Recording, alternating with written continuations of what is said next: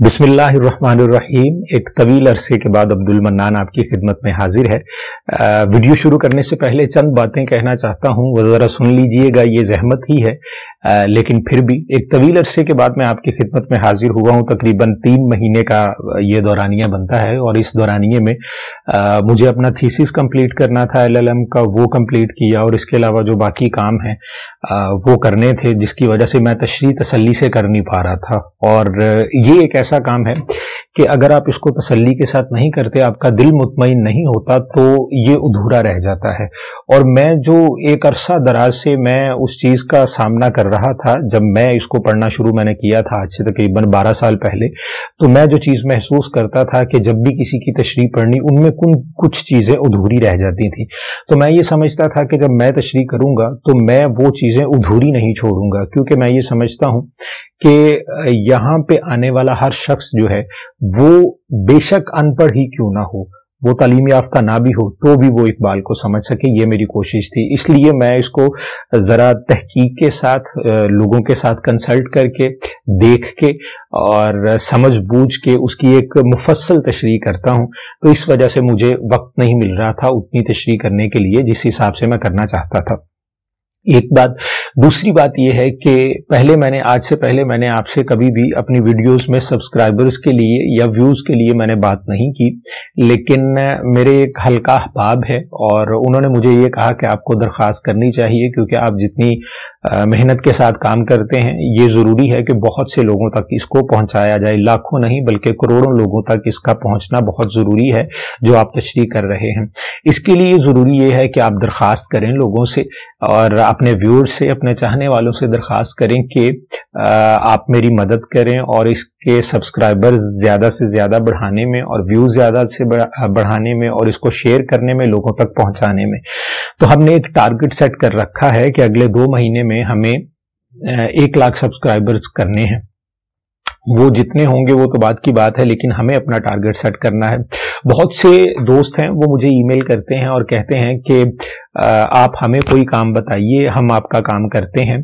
और मैं ये समझता हूं कि अगर आप मेरी मदद करना चाहते हैं, मुझे ईमेल्स आती हैं, अंबार लग जाता है, मैसेजेस करते हैं लोग। उनमें से बहुत से दोस्त समझते हैं कि आप किसी भी दर्जे की मदद चाहते हैं तो हमें बताइए। तो मैं ये चाहता हूं कि मुझे फाइनेंस की किसी किस्म की कोई मदद की ज़रूरत नहीं है। बहुत से दोस्त फाइनेंस की मदद करना चाहते हैं। वो चाहते हैं कि अगर आपको पैसे की ज़रूरत है, अगर आपने लोगों को तनख्वाहें देनी है, सैलरीज देनी है, जो आपके लिए काम करते हैं, तो उनमें हमारा हिस्सा डाल लीजिए, हम आपकी मदद कर सकते हैं। तो मैं ये कहता हूं कि मुझे किसी की इस हवाले से मदद की ज़रूरत नहीं है। आपका बहुत शुक्रिया, आपकी मोहब्बतों का कदरदान हूं मैं, लेकिन ये कीजिए कि आप मुझे फिल वक्त 2 महीने में 1 लाख सब्सक्राइबर्स तक पहुंचा दीजिए।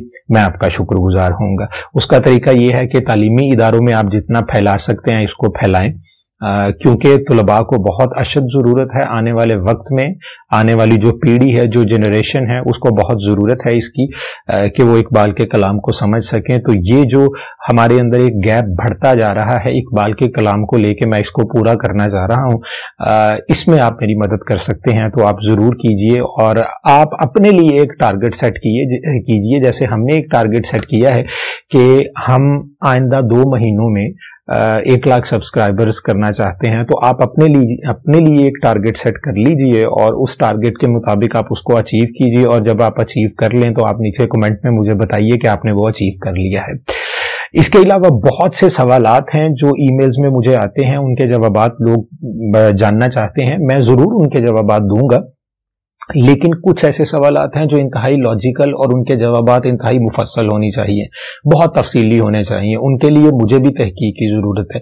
मैं ये नहीं चाहता कि कोई एक सवाल किसी ने मुझसे पूछा है और वो इतना लॉजिकल है और वो इकबाल के कलाम से ही मुताल्लिक है और मैं उसका हवा में जवाब छोड़ दूं कि भाई चलें ठीक है, हमने ऐसे ही गुजारा करना तो कर लेते हैं। नहीं, बाज़ औक़ात ऐसे सवालात मेरे सामने रख दिए जाते हैं जिनके जवाबात के तजस्सुस में मैं खुद भी पड़ जाता हूं और मैं सोचता हूं कि इसका जवाब मुझे भी पता होना चाहिए। तो उसके लिए ज़रूरी है कि आपकी तहकीक हो। तहकीक के बगैर आप कुछ नहीं कर सकते। यहाँ पे सतई किस्म के जवाबात मैं नहीं देना चाहता। तो वो सवालात जिनके बहुत तफसीली जवाबात आने हैं उनके लिए मैं एक एक सवाल के लिए पूरी वीडियो बना दूंगा। इसके अलावा बहुत से ऐसे सवालात हैं जिनके जवाबात छूटे हैं और उनके जवाबात जो हैं उनके लिए मैं अगली वीडियो यानी कि इससे अगली वीडियो जो है उनमें मैं उनके जवाबात जरूर दूंगा। और इससे अगली वीडियो में तो ये उन सवालात के लिए जो मुझसे पूछे गए वो बेफिक्र रहें। बाज़ औक़ात जवाब उसका इतना तवील है कि वो कमेंट में उसके रिप्लाई में जवाब दिया नहीं जा सकता, तो मैं ये समझता हूं कि उसके लिए एक प्रॉपर वीडियो बननी चाहिए ताकि आप उस बात को समझ सकें जो मैं जवाब देना चाह रहा हूं। ये चंद बातें थी जो मुझे आपसे करनी थी। अब हम अपनी वीडियो की जानिब बढ़ते हैं। शिकवा जवाब शिकवा की तशरीह के साथ आज हम चौथा पार्ट आपकी खिदमत में पेश कर रहे हैं। शिकवा के बंद नंबर 7 के मुश्किल अल्फाज के मानी: तेग जनी, तलवारबाजी, सरबकफ, मरने के लिए तैयार, दहर, दुनिया, जरो माले जहां, इस दुनिया का मालो दौलत, बुत फरोशी, बुतों का कारोबार, बुत शिकनी, बुतों को तोड़ना। यहां बुत फरोशी और बुत शिकनी से मुराद सुल्तान महमूद गजनवी की वो फतह है जिसमें उसने सोमनाथ के मंदिर के सामने खड़े होकर बुत परस्तों की हीरे जवाहरात की हर पेशकश ठुकरा कर कहा था कि मैं तारीख में बुत शिकन बनना चाहता हूं, बुत फरोश नहीं। ये कहते हुए उसने सोमनाथ का बुत पाश पाश कर दिया। हम जो जीते थे तो जंगों में मुसीबत के लिए और मरते थे तेरे नाम की अजमत के लिए। थी ना कुछ तेग जनी अपनी हुकूमत के लिए, सरबकफ फिरते थे क्या दहर में दौलत के लिए। कौम अपनी जो जरो माले जहां पर मरती, बुत फरोशी के इवज बुत शिकनी क्यों करती। तशरीह जवाब शिकवा में अल्लाह ताला के जवाबात सुनकर जिनमें उसने मुसलमान को बताया कि जिन दावों का तुम जिक्र कर रहे हो उनकी मौजूदा हालत क्या है, इन जवाबात को सुन लेने के बाद शिकवा के बंद नंबर 7 में इकबाल गोया होते हैं और बंद के पहले शेर में फरमाते हैं कि हम मुसलमानों ने तेरे नाम की सरबलंदी के लिए जंगे लड़ी, जिहाद किया, सिर्फ इसलिए कि तू हमसे राजी हो जाए। यकीनन जंगे लड़ना इतना आसान काम न था, आखिर इनमें अपनी जान दांव पर लगाना पड़ती थी, लेकिन फिर भी हम खुश थे। नाजरीन, इस शेर को दोबारा पढ़िए: हम जो जीते थे तो जंगों में मुसीबत के लिए और मरते थे तेरे नाम की अजमत के लिए। नाजरीन, इसी शेर के पहले मिसरे में देखिए लफ्ज मुसीबत इस्तेमाल किया गया है जिसका उर्दू मानी आफत है, लेकिन अरबी में इसका मानी किसी भी किस्म के हालात जो इंसान की जिंदगी पर अल्लाह की जानिब से उतारे जाएं। जैसा कि सूरतुन निसा की आयत नंबर 79 में अल्लाह ताला फरमाता है कि तुझे जो भलाई मिलती है वो अल्लाह की तरफ से है और जो बुराई पहुंचती है वो तेरे अपने नफ्स की वजह से है। और फिर अल्लाह ताला सूरतुल हदीद की आयत नंबर 22 और 23 में फरमाता है कि ना कोई मुसीबत दुनिया में आती है ना तुम्हारी जानों में, मगर इससे पहले कि हम उसको पैदा करें वो एक खास किताब में लिखी हुई है। ये काम अल्लाह के लिए बिल्कुल आसान है। आयत नंबर 23, ताकि तुम उन अपनी छिन जाने वाली चीजों पर गम ना करो और ना इतराओ उस खुशी पर जो तुम्हें अता की जाए, और इतराने वाले शेखी खोरों को अल्लाह ताला पसंद नहीं फरमाता। इन आयात का तर्जुमा जान लेने के बाद अब दोबारा शेर पढ़िए: हम जो जीते थे तो जंगों में मुसीबत के लिए और मरते थे तेरे नाम की अजमत के लिए। देखना यह है कि जिस मुसीबत का इस शेर में जिक्र किया गया है वो एक मुसलमान के लिए अच्छी है या बुरी। इस मुसीबत को किस तराजू में तोलना चाहिए, तो इसका जवाब भी अल्लाह ताला ने सूरत सफ की आयत नंबर 4 में दे दिया है। बेशक अल्लाह ताला उन लोगों से मोहब्बत करता है जो उसकी राह में सफ़ें बांधकर जिहाद करते हैं, गोया वो सीसा पिलाई हुई दीवार हो। इस आयत के तर्जुमे के बाद एक बात तय हो जाती है कि इस शेर में जिस मुसीबत का जिक्र है वो इस कदर बेहतरीन है कि अगर एक मोमिन खुद को उसमें डाल ले तो अल्लाह ताला उससे मोहब्बत करने लगता है। अब आप इस शेर के पहले मिसरे को देखिए जिसमें ये बात साफ हो जाती है कि ऐ अल्लाह, हम मुसलमान इसलिए जंगे लड़ते थे कि तूने ही कहा था कि तू हमसे मोहब्बत करने लगेगा, और दूसरे मिसरे में शहादत के अजीम मर्तबे को अल्फाज में परोते हुए फरमाते हैं कि मरते थे तेरे नाम की अजमत के लिए, यानी हमारा मरना भी तेरे नाम की अजमत का बाइस था। यही वजह है कि शहीद हमेशा जिंदा रहता है और यही उसका इनाम है। अब इसी बंद का दूसरा शेर पढ़िए। थी ना कुछ तेग जनी अपनी हुकूमत के लिए, सर बकफ फिरते थे क्या दहर में दौलत के लिए। इस शेर में इकबाल सवाल कर रहे हैं कि हमने तेरी खातिर तलवारें चलाई और अपने जिस्म की परवाह न की। यहाँ खास तौर पर तेग जनी यानी तलवारबाजी का जिक्र है, जिसके लिए अल्लाह ताला ने सूरतुल हदीद की आयत नंबर 25 में फरमाया है कि यकीनन हमने अपने पैगंबरों को खुली दलीलें देकर भेजा और उनके साथ किताब और मीजान नाजिल फरमाया ताकि वो इंसाफ पर कायम हों, और हमने लोहे को उतारा जिसमें सख्त हैबत और कुव्वत है और लोगों के लिए और भी फायदे हैं, और इसलिए भी कि अल्लाह जान ले कि उसकी और उसके रसूलों की मदद बगैर देखे कौन करता है। बेशक अल्लाह कुव्वत वाला और जबरदस्त है। इस आयत के तर्जुमे के बाद हमें इस शेर को समझने में आसानी होगी कि इकबाल रहमतुल्लाह अलैह साफ तौर पर बता रहे हैं कि ए अल्लाह, हमने अपनी जात की खातिर तेरे दिए हुए लोहे के बने हुए हथियारों को इस्तेमाल नहीं किया, बल्कि उसकी वजह यह थी कि हम तेरी जमीन पर तेरा नाम बुलंद करना चाहते थे और ये यकीनी बनाना चाहते थे कि अदल के मैदान में उसी तराजू को मद्देनजर रखा जाए जो तूने हम पर नाजिल फरमाया, ताकि इंसाफ का बोल बाला हो। ये उसी सूरत मुमकिन था कि वो निजाम जो हमसे पहले मौजूद था उस निजाम को खत्म करके तेरा दिया हुआ निजाम नाफिज किया जाए। लिहाजा हम सरों पर कफन बांध कर निकले और अपनी जान की परवाह किए बगैर हर तरफ तेरी और तेरे महबूब सल्लल्लाहु अलैहि वसल्लम की अजमत का पैगाम पहुंचाया। हुकूमत और इख्तदार को ठोकर मारने वाली दुनिया की सबसे बड़ी और बुलंद मिसाल हुजूर अक़दस सल्लल्लाहु अलैहि वसल्लम के अजीम और जुर्रतमंद नवासे हजरत इमाम हुसैन अलैहिस्सलाम की है, जिन्होंने 72 जानिसारों के साथ इस मफरूजे को यकीन में बदल दिया कि इख्तदार हमारे पांव की ठोकर पर है। अगर इख्तदार की हवस होती तो वक्त आने का इंतजार किया जाता, एक तरफा जंग में लड़ने का फैसला न किया जाता। इकबाल रहमतुल्लाह अलैह फरमाते हैं कि हम उसी अजीम मिसाल के पैरोकार हैं जो हुकूमत की बजाय अल्लाह की अजमत के लिए अपनी जानें कुर्बान करती हैं। और इसी बंद के तीसरे और आखिरी शेर को पढ़िए। कौम अपनी जो जरो माले जहां पर मरती, बुत फरोशी के इवज बुत शिकनी क्यों करती। इकबाल फरमाते हैं कि हम दौलते दुनिया के मुतलाशी ना थे, हमने जंगें भी लड़ी तो उन्हीं उसूलों के तहत जो तेरे महबूब सल्लल्लाहु अलैहि वसल्लम ने हमें बता दिए थे। हम जंगों में खड़ी फसलें तबाह न करते थे, घरों में लूटमार न करते थे, बूढ़ों बच्चों और औरतों पर हाथ न उठाते थे, इबादत गाहों पर चढ़ाई न करते थे। लेकिन जब हमें पता चला कि सोमनाथ के मंदिर में पंडितों और पुजारियों की बड़ी तादाद तेरे नाम लेवाओं के खिलाफ साजिशें करती है, तेरे नाम की अजमत को फैलाने में सबसे बड़ी रुकावट है, तब हमने फैसला किया कि उस बुत को तोड़ फेंकेंगे जैसे हजरत इब्राहीम अलैहिस्सलाम ने तोड़ फेंके थे।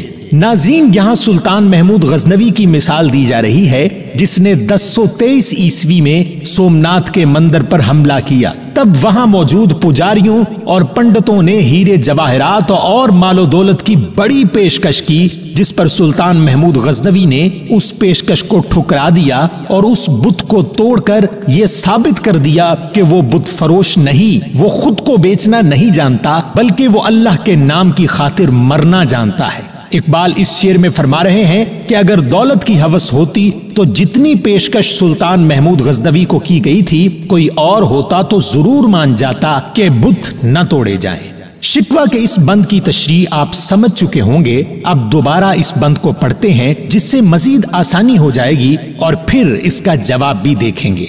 हम जो जीते थे तो जंगों में मुसीबत के लिए, और मरते थे तेरे नाम की अजमत के लिए। थी न कुछ तेग जनी अपनी हुकूमत के लिए, सर बकफ फिरते थे क्या दहर में दौलत के लिए। कौम अपनी जो जरो माले जहां पर मरती, बुत फरोशी के इवज बुत शिकनी क्यों करती। जवाब शिकवा के बंद नंबर 7 के मुश्किल अल्फाज के मानी। बेजोर, जिसमें ताकत ना हो। इल्हाद, अल्लाह से इनकार। खुगर, आदी होना। बाइस रुस्वाई ये पैगंबर यानी हुजूर अक़दस सल्लल्लाहु अलैहि वसल्लम की नाउज़ बिल्लाह रुस्वाई की वजह बनने वाले। बराहीम, हजरत इब्राहीम अलैहिस्सलाम। पिदर, बाप। पिसर, बेटे। आजर, हजरत इब्राहीम अलैहिस्सलाम के वालिद का नाम था जो बुत तराशा करते थे। बादा आशाम, शराब पीने वाले। बादा, शराब। खुम, नशा या मदहोशी। हाथ बेजोर हैं, इल्हाद से दिल खुगर हैं। उम्मती बाइसे रुस्वाई ये पैगंबर हैं। बुत शिकन उठ गए, बाकी जो रहे बुतगर हैं। था बराहीम पिदर और पिसर आजर हैं। बादा आशाम नए, बादा नया खुम भी नए। हरमे काबा नया, बुत भी नए, तुम भी नए। तशरी, शिकवा के 7वें बंद का जवाब बड़े कमाल अंदाज में दिया गया है। इकबाल ने जो सवालात उस बंद में उठाए थे उनका बेहतरीन जवाब इस बंद में मौजूद है जो दौरे हाजिर के ऐन मुताबिक है। पहले शेर में अल्लाह ताला की जानिब से जवाब है कि ए इकबाल, तू जिन मुसलमानों का मुकदमा मेरी बारगाह में लड़ रहा है वो तो कुछ और ही हैं। पहले उन लोगों की तरफ एक नजर डाल और फिर बात कर। पहले शेर में फरमाते हैं कि तुम वो मुसलमान हो जिसके हाथ अब ताकतवर नहीं रहे और दिल भी मेरी तौहीद से इनकारी हो चुके हैं। इस मिसरे में दौरे हाजिर की ऐसी कमाल तस्वीर खींची गई है कि इकबाल की दूर अंदेशी को दाद ना दी जाए तो ये बहुत बड़ी कंजूसी होगी। जब आप हाथ बेजोर होने की बात करते हैं तो इसका मतलब साफ है कि मुसलमानों की तारीख उठाकर देखी जाए तो पता चलता है कि पिछले तकरीबन 250 साल से साइंसी, मुआशरती, इक्तसादी और तिब्बी उलूम के अलावा बाकी तमाम उलूम पर तहकीक भी छोड़ दी है, जिसका नतीजा ये हुआ कि आज मगरिब हमसे कमोबेश 100 साल आगे जा चुका है। जंग अजीम दोम के बाद से अब तक कई मगरबी ममालिक दोबारा उठे और पूरी दुनिया में उलूम का तूफान बर्पा कर दिया। यहाँ तक कि 250 साल पहले लिखी गई वो किताबें जो मुख्तलिफ शोबाजात में मुसलमान मुफक्किरीन और दानिश्वरों ने लिखी थीं, वो मगरिब में तर्जुमे के साथ ऐसे पढ़ाई जाने लगी जैसे यही उनकी बुनियादी तालीम हो। याद रहे कि इस वक्त हम ऊपर दिए गए शेर के पहले मिसरे के पहले हिस्से की तशरीह में हैं, यानी हाथ बेजोर हैं। हमारे हाथों के बेवुक़्त होने की अलामत ये भी है कि दुनिया में 1.25 अरब मुसलमान तालीम में कमी की वजह से चंद करोड़ के हाथों खिलौना बनकर रह गए हैं जिन्हें जब चाहे खेलने के बाद तोड़ा जा सकता है। अब इसी मिसरे का दूसरा हिस्सा देखिए, यानी इल्हाद से दिल खोगर हैं। मौजूदा दौर में हम मुसलमानों के दिल कुफ्र के लिए धड़कते हैं, अल्लाह के लिए नहीं। इससे बड़ा सबूत और क्या होगा कि सऊदी अरब में अफवाज अमेरिका की हैं और जब सऊदी अरब में 14 सितंबर 2019 को तेल की तनसीबात पर हमला होता है तो अमेरिका इस बात की इजाजत तलब करता है कि सऊदी अरब कहे तो हम ईरान पर हमला कर देंगे। यानी एक मुसलमान मुल्क दूसरे मुसलमान मुल्क पर हमला करने का सोचता है तो हमला करने वाली अफवाज अहले कुफार की है। इससे बड़ा अलमिया और क्या हो सकता है कि पूरी दुनिया में इस्लामी ममालिक की तादाद तकरीबन 57 है, जबकि ऐसा इत्तफाक शायद ही किसी में हो कि वो एक दूसरे के लिए जंग लड़ सके। इसका मतलब ये हुआ कि इस शेर का पहला मिसरा 100% सच है, यानी अब अल्लाह पर यकीन नहीं रहा बल्कि अहले कुफ्फार के असलहे पर यकीन है। मैंने एक बात पहले वाजे कर दी है कि वो उलूम जिनकी जिद्दत के लिए जरूरत थी वो तो सीखे ही नहीं गए, उल्टा अहले कुफ्फार के उलूम और बनाई गई इजादात के मरहूने मिन्नत जिंदगी बसर करने लगे। इसी सूरत हाल के पेश नजर इकबाल दूसरे मिसरे में फरमाते हैं कि उम्मती बाइसे रुस्वाई ये पैगंबर है, यानी अब तो हालत ये है कि उम्मती बाइसे रुस्वाई ये पैगंबर सल्लल्लाहु अलैहि वसल्लम है। यानी अब तो हालत ये है कि तुम लोग जो खुद को मेरे महबूब सल्लल्लाहु अलैहि वसल्लम का उम्मती कहते हो, आज अपनी गैर जिम्मेदारी اور جہالت کی وجہ سے اسی نبی صلی اللہ علیہ وآلہ وسلم کی رسوائی کا باعث بن چکے ہو۔ نعوذ باللہ۔ مغرب میں گستاخانہ خاکے شائع ہوتے ہیں اور پوری مسلم دنیا کا مذاق بنایا جاتا ہے صرف اس لیے کہ آج ہم کچھ کرنے کے قابل ہی نہیں رہے۔ یہ تشریح لکھتے ہوئے اس وقت اقبال کا ہی ایک بہت ہی خوبصورت شعر میرے ذہن میں گردش کر رہا ہے کہ بتوں سے تجھ کو امیدیں، خدا سے نو امیدی، مجھے بتا تو صحیح اور کافری کیا ہے۔ دوسرے شعر کی طرف بڑھیے جس میں شکوہ کے بند نمبر 7 کا بہت صاف جواب دیا گیا ہے۔ شکوہ کے بند میں اقبال رحمت اللہ علیہ نے سلطان محمود غزنوی کے بت توڑنے کا ذکر کیا تھا، لہٰذا اس شعر میں اس کا جواب ہے۔ شعر پڑھیے۔ بت شکن اٹھ گئے باقی جو رہے بت گر ہیں، تھا براہیم پدر اور پسر آزر ہیں۔ فرماتے ہیں کہ مجھے وہ بت توڑنے والے یاد ہیں لیکن تم وہ نہیں ہو، بلکہ تم تو بت گر یعنی بت بنانے والے ہو۔ فرماتے ہیں کہ آج کے دور میں تمہاری زبان سے توحید کا ایسا پرچار نظر ہی نہیں آتا جیسے پہلے آیا کرتا تھا۔ آج تم اس بات کا ہرگز دعویٰ نہیں کر سکتے کہ تم بت شکن ہو، کیونکہ بت شکن ہونا تو دور، تم اپنی مسجدیں بچانے کی قوت بھی کھو چکے ہو۔ کیا تمہیں فلسطین میں قابض اسرائیلی افواج نظر نہیں آتی جو مسجدوں پر بمباری کر رہی ہیں؟ کیا تمہیں بابری مسجد کی چھت پر چڑھ کر توڑا جانا یاد نہیں؟ آج میرے سامنے حضرت ابراہیم کی مثالیں دے رہے ہو۔ اسی شعر کا دوسرا مصرع دیکھیے۔ تھا براہیم پدر اور پسر آزر ہیں۔ یہاں سورۃ المریم کی آیت نمبر 43 کا ترجمہ ملاحظہ فرمائیے جس میں حضرت ابراہیم علیہ السلام نے اپنے والد کو اللہ کی توحید کی طرف راغب ہونے کی دعوت دی تھی۔ میرے مہربان باپ، آپ دیکھیے میرے پاس وہ علم آیا ہے جو آپ کے پاس آیا ہی نہیں، تو آپ میری ہی مانیں، میں بالکل سیدھی راہ کی طرف آپ کی رہبری کروں گا۔ ناظرین، اس آیت میں بتایا گیا ہے کہ حضرت ابراہیم علیہ السلام کے والد جو بتوں کو تراشا کرتے تھے اور انہی کی پوجا کیا کرتے تھے، انہیں حضرت ابراہیم علیہ السلام نے دعوت دی۔ یاد رہے کہ روایات میں حضرت ابراہیم علیہ السلام کے والد کا نام آزر لیا جاتا ہے۔ جب حضرت ابراہیم نے اپنے والد کو دعوت دی تو ان کے والد نے کیا جواب دیا؟ سورۃ المریم کی آیت نمبر 46 کے ترجمے میں ملاحظہ فرمائیے۔ اس نے جواب دیا کہ اے ابراہیم، کیا تو ہمارے معبودوں سے روگردانی کر رہا ہے؟ سن، اگر تو باز نہ آیا تو میں تجھے پتھروں سے مار ڈالوں گا، جا ایک مدت دراز تک مجھ سے الگ ہو۔ ناظرین، یہاں آپ کے سامنے حضرت ابراہیم علیہ السلام کی اپنے باپ کو دعوت دینے کی صورتحال صاف ہو گئی۔ اب اوپر دیے گئے شعر کا دوسرا مصرع پڑھیے۔ تھا براہیم پدر اور پسر آزر ہیں۔ اقبال اس مصرع میں فرما رہے ہیں کہ یہاں موجودہ دور میں صورتحال الٹ ہو چکی ہے، یعنی یہ تو ہم جانتے ہیں کہ ہم حضرت ابراہیم علیہ السلام کی آل ہیں۔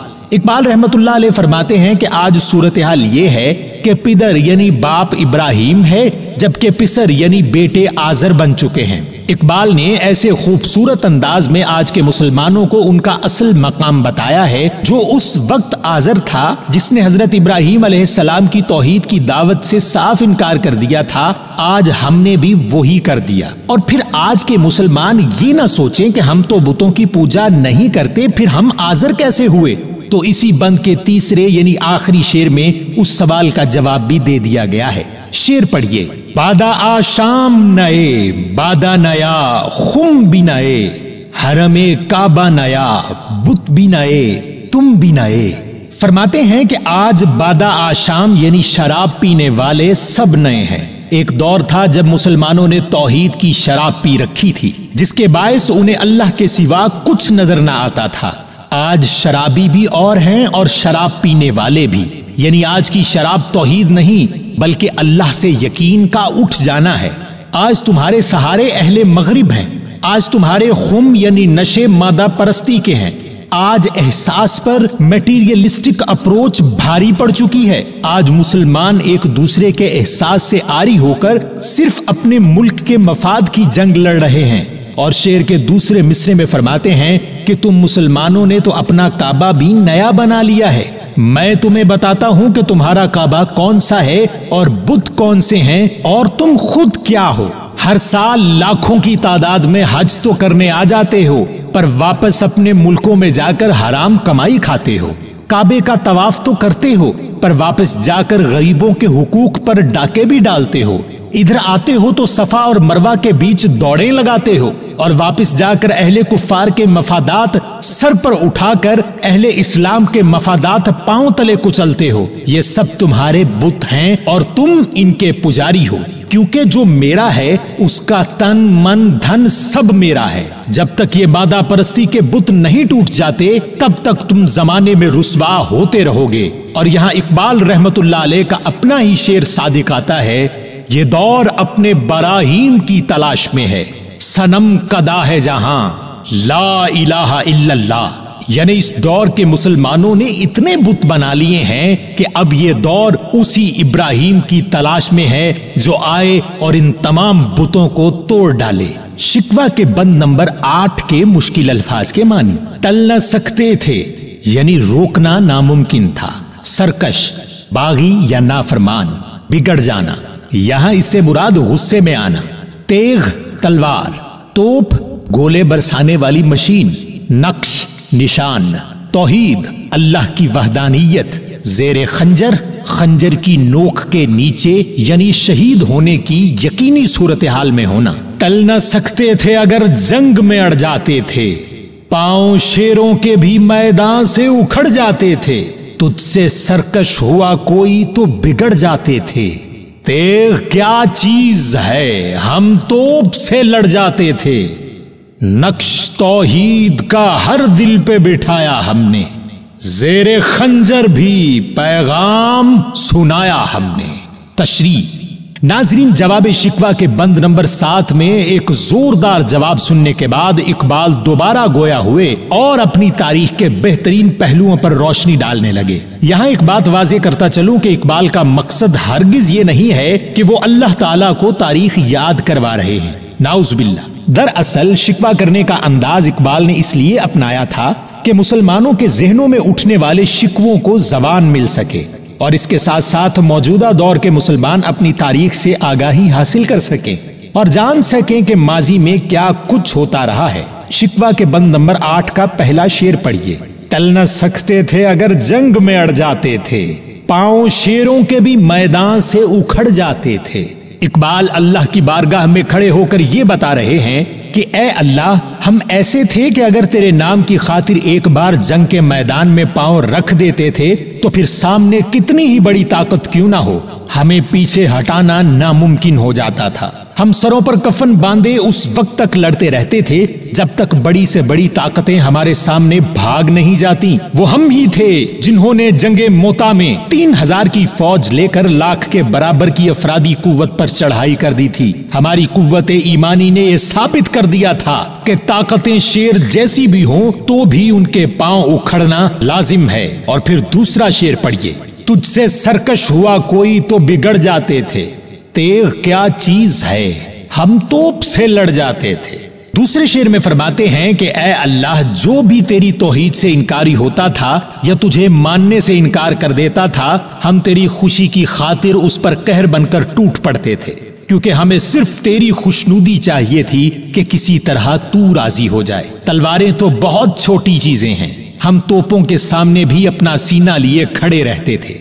यहाँ सुल्तान टीपू की बहुत बड़ी मिसाल हमारे सामने है, जो अरसा दराज तक रियासत मैसूर के दिफा में ईस्ट इंडिया कंपनी से लड़ता रहा और बिल आखिर मीर सादिक और मीर जाफर की गद्दारी के बायस शिकस्त का सामना किया। लेकिन ये बात भी तारीख के आसमान पर रोशन सूरज की तरह आया है कि जब सुल्तान टीपू को हथियार डालने पर जान बख्शने की पेशकश की गई तो उसने अहले कुफ्फार को पैगाम भेजा कि शेर की एक दिन की जिंदगी गीदड़ की 100 साला जिंदगी से बेहतर है। और यूं वो इस जंग में लड़ता हुआ शहीद हो गया। इकबाल अपनी तारीख के रोशन और आंख से पर्दा उठाते हुए फरमा रहे हैं कि हमारी फितरत में ये अज़्म पैवस्त हो चुका था कि ए अल्लाह, तेरे नाम की खातिर जान देना हमारे लिए इंतहाई मामूली बात है।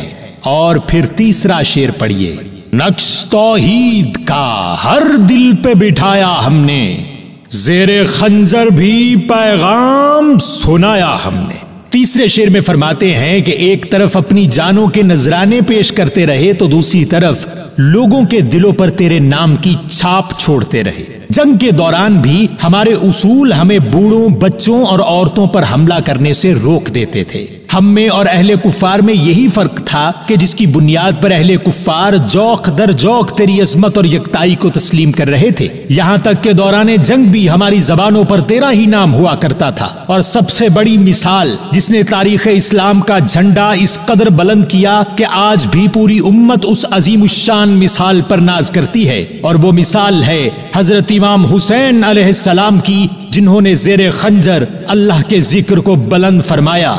10 मुहर्रम से पिछली रात अल्लाह की इबादत करते रहे। इकबाल अपनी ही किताब पयामे मशरिक की 15वीं गजल में अपनी जात की बात करते हुए फरमाते हैं कि तीरो सिनानो खंजरो शमशीरम मारजोस्त बा मन मया के मसल के शब्बीरम मारजोस्त, जिसका मतलब है कि ए आसाइश पसंद, मेरी ख्वाहिश तो तीरों, बर्छियों और खंजरों से लड़ जाने की है, क्योंकि मैं तो शब्बीर के रास्ते पर हूं और उनका रास्ता जुल्म के सामने लड़ना है, झुकना नहीं। अब इस बंद को मुकम्मल पढ़िए। कल न सकते थे अगर जंग में अड़ जाते थे, पांव शेरों के भी मैदान से उखड़ जाते थे, तुझसे सरकश हुआ कोई तो बिगड़ जाते थे, तेग क्या चीज है हम तोप से लड़ जाते थे, नक्श तौहीद का हर दिल पे बिठाया हमने, जेरे खंजर भी पैगाम सुनाया हमने। उम्मीद करता हूं कि आप इस बंद को समझ चुके होंगे। शिकवा के बंद नंबर 9 के मुश्किल अल्फाज के मानी। दरे खैबर, यहूदियों की बस्ती खैबर में अल-कुदस का दरवाजा, शहर कैसर, रोम की सल्तनत का शहर कुस्तुनतुनिया, मखलूक खुदावंदों, इससे मुराद वो नाफरमान लोग जो मखलूक होने के बावजूद खुदा बन बैठे थे।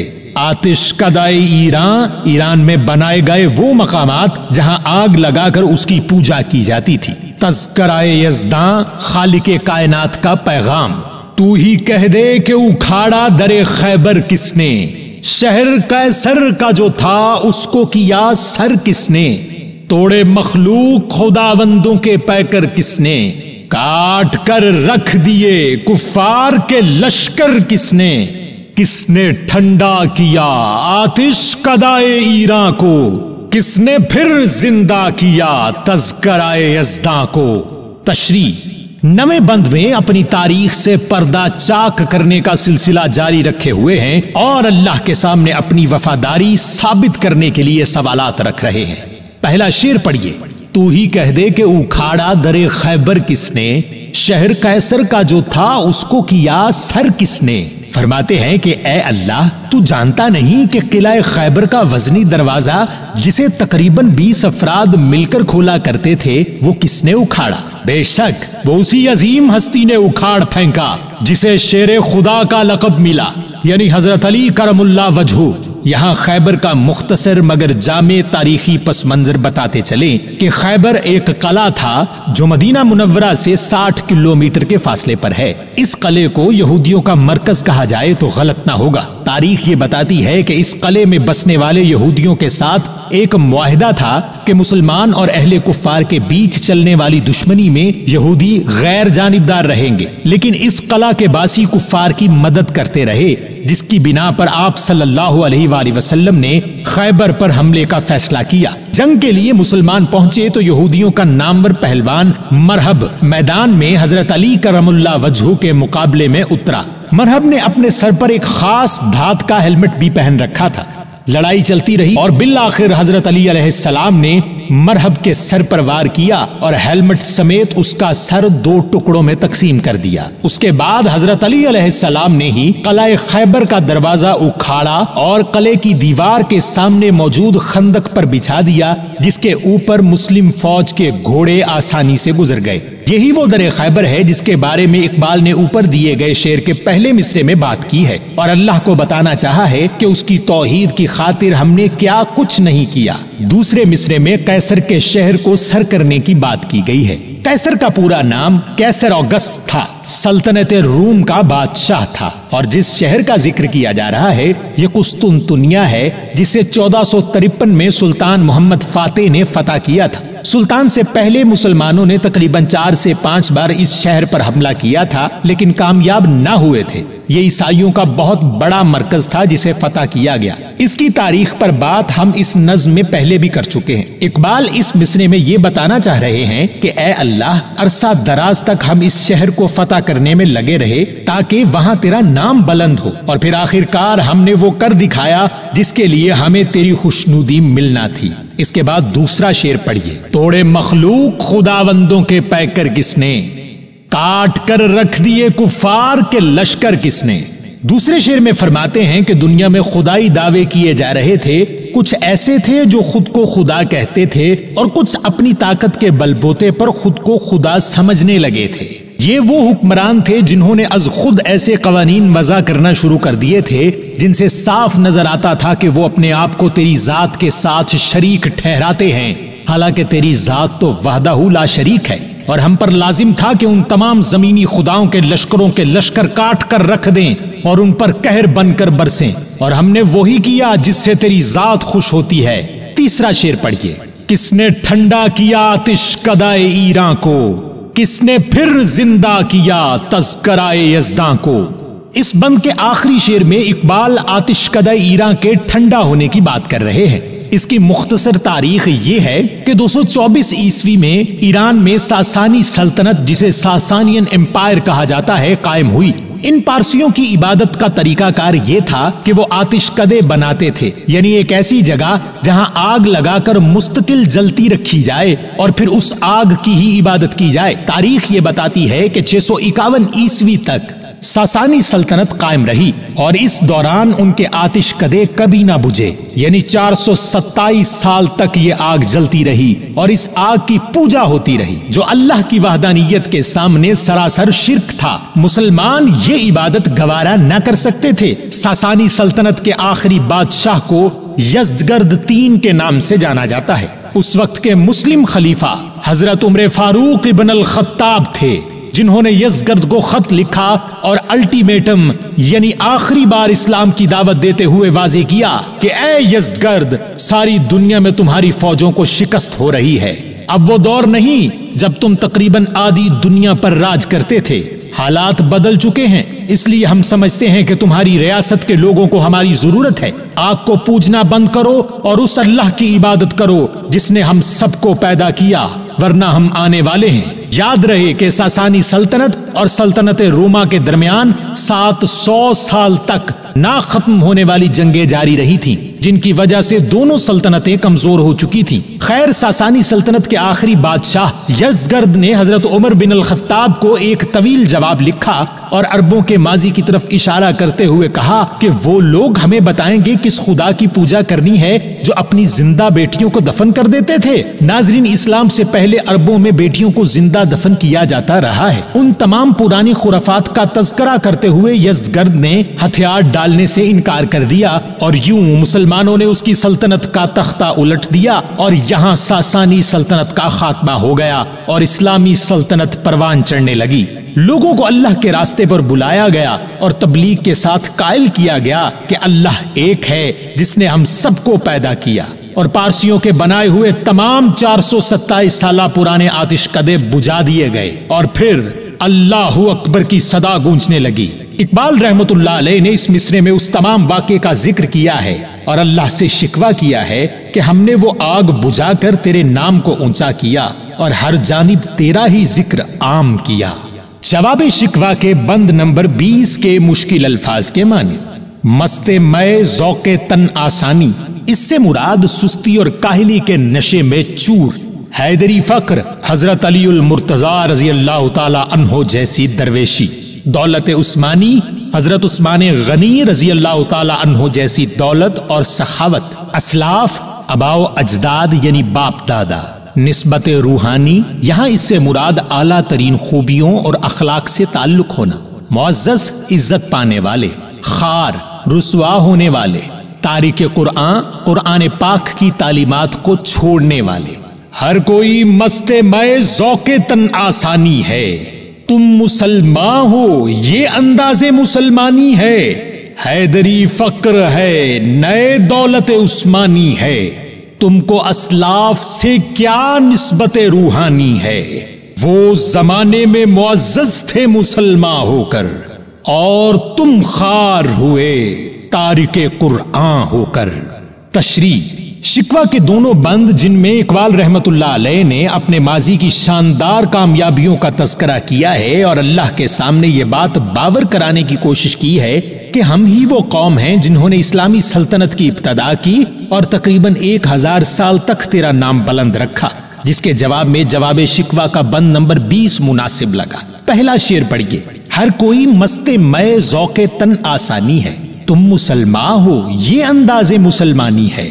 شکوہ کے جواب میں اللہ کی جانب سے آئینہ دکھایا جا رہا ہے کہ اے مسلمان، آج وہ 1000 سالہ حکومت نہیں رہی، آج کے دور میں صاف نظر آ رہا ہے کہ تم سب سستی و کاہلی کی شراب پیے آسانیوں کے کنویں میں گرے ہوئے ہو۔ جس ماضی کا تم حوالہ دے رہے ہو اس دور میں مسلمان تمہاری طرح ہاتھ پر ہاتھ رکھے ہوئے نہیں تھے۔ یاد کرو وہ دور، مسلمان صرف اقتدار میں نہ تھے بلکہ 700 سال کا دورانیہ جب دنیا کے بڑے مفکر، دانشور، سائنسدان، ریاضی دان، علم طب کے علمبردار اور فلسفی سب کے سب مسلمان تھے، جنہوں نے پوری دنیا کے لوگوں میں علم بانٹا، اس بات سے عاری ہو کر کہ کون کس مذہب سے تعلق رکھتا ہے۔ آج تم صرف آسانیاں چاہتے ہو۔ کیا تم نے سوچا ہے کہ مسلمان ایسا ہوتا ہے جیسے تم ہو؟ کیا تمہارا زندگی گزارنے کا انداز مسلمانوں والا ہے؟ بالکل نہیں، تم فرقوں میں بٹے ہوئے مختلف گروہوں میں تقسیم ہو چکے ہو۔ دینی علم کو آڑ بنا کر تم نے دنیا کے باقی تمام علوم سے کنارہ کشی اختیار کر لی ہے۔ آج پوری دنیا میں مسلمان ذلیل و خوار ہو رہے ہیں تو اس کی وجہ کوئی اور نہیں بلکہ تم خود ہو۔ اپنے ماضی اور حال کا موازنہ کرو اور سمجھنے کی کوشش کرو کہ غلطیاں کہاں ہوئی ہیں، کیونکہ اگر تم اپنی حالت میں خود کو مسلمان کہتے ہو تو یہ مسلمانوں کی نشانیاں کبھی نہ تھی۔ دوسرا شعر پڑھیے: حیدری فقر ہے نئے دولت عثمانی ہے، تم کو اسلاف سے کیا نسبت روحانی ہے۔ آپ فرماتے ہیں کہ حضرت علی علیہ السلام کی مثالیں تو دے رہے ہو کہ انہوں نے در خیبر اکھاڑ پھینکا، مرہب کا سر قلم کر دیا، لیکن کیا تمہیں معلوم نہیں کہ وہ شیر خدا ہے؟ کیا تمہیں معلوم نہیں کہ میرے محبوب حضرت محمد صلی اللہ علیہ وآلہ وسلم نے فرمایا ہے کہ میں علم کا شہر ہوں اور علی اس کا دروازہ ہے؟ کیا آج تمہارے اندر اس فقیری کا 1% بھی موجود ہے جو حضرت علی علیہ السلام کا خاصہ تھی؟ ہرگز نہیں، تم اس بزرگی کے آس پاس بھی نہیں ہو۔ اور پھر حضرت عثمان غنی رضی اللہ تعالی عنہ کی سخاوت بھول گئے؟ بے پناہ دولت ہونے کے باوجود وہ ہمیشہ اسلام کے خادم بنے رہے، اور آج اپنے درمیان حرام رزق میں گھرے ہوئے تاجر اور مالدار لوگوں کی بھرمار دیکھو، مزدوروں کا حق مارنے والے فیکٹریوں کے مالکان دیکھو، زکوٰۃ نہ دینے والا دولت مند دیکھو، دکھاوے کے لیے میری راہ میں لاکھوں روپیہ اڑانے والے دیکھو۔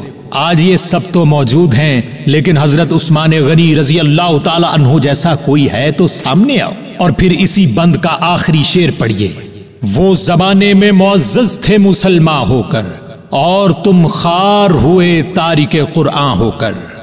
اس شعر میں اللہ تعالیٰ کی جانب سے آج کے دور میں مسلمانوں کے ساتھ ہونے والے ظلم و زیادتیوں کی وجہ بیان کر دی ہے۔ سورۃ الفرقان کی آیت نمبر 30 کا ترجمہ ملاحظہ فرمائیے: اور پیغمبر کہیں گے کہ اے پروردگار، میری قوم نے اس قرآن کو چھوڑ رکھا تھا۔ اور پھر سورۃ النمل کی آیت نمبر 92 کا ترجمہ ملاحظہ فرمائیے: اور یہ بھی کہ قرآن پڑھا کرو۔ تو جو شخص راہ راست اختیار کرتا ہے تو اپنے ہی فائدے کے لیے اختیار کرتا ہے، اور جو گمراہ رہتا ہے تو کہہ دو کہ میں تو صرف نصیحت کرنے والا ہوں۔ اور پھر سورۃ البقرہ کی آیت نمبر 121 کا ترجمہ ملاحظہ فرمائیے: جن لوگوں کو ہم نے کتاب عنایت کی ہے وہ اس کو ایسا پڑھتے ہیں جیسا اس کے پڑھنے کا حق ہے، یہی لوگ اس پر ایمان رکھنے والے ہیں، اور جو اس کو نہیں مانتے وہ خسارہ پانے والے ہیں۔ اور پھر سورۃ النحل کی آیت نمبر 89 کا ترجمہ ملاحظہ فرمائیے: اور اس دن کو یاد کرو جس دن ہم ہر امت میں سے خود ان پر گواہ کھڑے کریں گے، اور اے پیغمبر تم کو ان لوگوں پر گواہ لائیں گے، اور ہم نے تم پر ایسی کتاب نازل کی ہے کہ اس میں ہر چیز کا بیان مفصل ہے، اور مسلمانوں کے لیے ہدایت اور رحمت اور بشارت ہے۔ اور پھر سورۃ الزمر کی آیت نمبر 41 کا ترجمہ ملاحظہ فرمائیے، ہم نے تم پر کتاب لوگوں کی ہدایت کے لیے سچائی کے ساتھ نازل کی، تو جو شخص ہدایت پاتا ہے تو اپنے بھلے کے لیے، اور جو گمراہ ہوتا ہے گمراہی سے تو اپنا ہی نقصان کرتا ہے، اور اے پیغمبر تم ان کے ذمہ دار نہیں ہو۔ اس کے علاوہ صحیح مسلم کی حدیث نمبر 817 کا ترجمہ ملاحظہ فرمائیے، حضور اقدس صلی اللہ علیہ وآلہ وسلم کا ارشاد ہے، اللہ تعالیٰ اس کتاب کی وجہ سے کچھ قوموں کو بلندی عطا کرتا ہے اور کچھ کو پستی میں دھکیل دیتا ہے۔ ناظرین، ان آیات اور مذکورہ حدیث کا ترجمہ ملاحظہ کرنے کے بعد ایک بار پھر اوپر دیے گئے شعر کو پڑھیے۔ وہ زمانے میں معزز تھے مسلمان ہو کر، اور تم خار ہوئے تارک قرآن ہو کر۔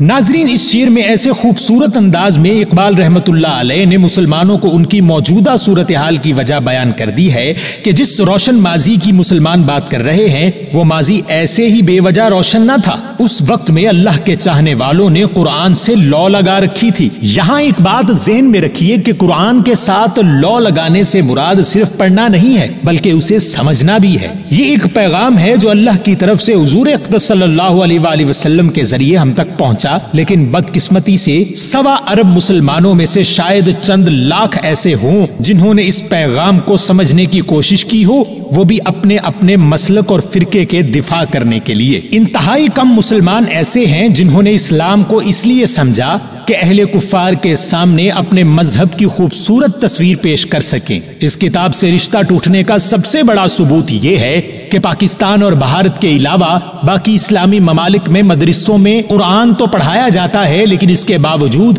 اہل کفار سمجھ گئے کہ یہ لوگ فرقوں میں بٹے ہوئے ہیں، اس لیے ان میں فساد جاری رکھنے کے لیے لڑائیاں کروائی جائیں، ورنہ قرآن تو ہمیشہ سے مسلمانوں کو ایک ہونے کی تلقین کرتا آیا ہے۔ آج مسلمانوں پر اہل کفار ٹوٹ پڑے ہیں اور ہم اپنا دفاع کرنے سے قاصر ہیں۔ اقبال رحمت اللہ علیہ اس شعر میں واضح کر رہے ہیں کہ ہمارا ماضی اس لیے شاندار تھا کہ ہم نے اس کتاب کو سمجھنے کا سلسلہ جاری رکھا تھا، اور 700 سال تک ہمارے مفکرین دنیا کو نئی راہیں دکھاتے رہے تھے۔ آج تم اس لیے ذلیل و خوار ہو کہ تم نے وہ راستہ ہی چھوڑ دیا ہے جو لفظ اقرا سے شروع ہوا تھا۔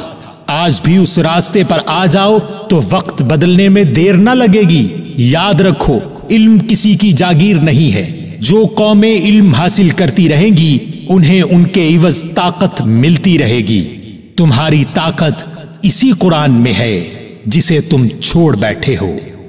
جی ناظرین، امید کرتا ہوں آپ کو یہ حصہ بھی پسند آیا ہوگا، اور ہم اگلے حصوں کی طرف بڑھتے رہیں گے، تشریح جاری رہے گی انشاءاللہ، اور اس سے اگلی ویڈیو سوال و جواب کی ہوگی۔ اس میں بھی آپ ضرور دیکھیے گا کہ بہت سے ایسے سوالات ہیں جو لوگ پوچھنا چاہتے ہیں اور ان کے جوابات ان کے پاس نہیں ہوتے، تو میں کوشش کروں گا کہ ان کے جواب ان تک پہنچا دوں۔ اور باقی جو بات میں نے پہلے آپ سے درخواست کی ہے کہ آپ 1 لاکھ سبسکرائبر کرانے میں میری مدد کر دیجئے تقریباً 2 مہینوں میں، اور زیادہ سے زیادہ ویوز زیادہ سے زیادہ لوگوں تک پہنچائیے، یہ آپ کی ذمہ داری ہے اگر آپ اس تمام پروسیس کا حصہ بننا چاہتے ہیں، تو یہ میرے لیے بڑی اعزاز کی بات ہوگی۔ اب ہم اگلی ویڈیو میں انشاءاللہ ملاقات ہوگی، تب تک کے لیے عبد المنان کو اجازت دیجیے۔ اللہ نگہبان۔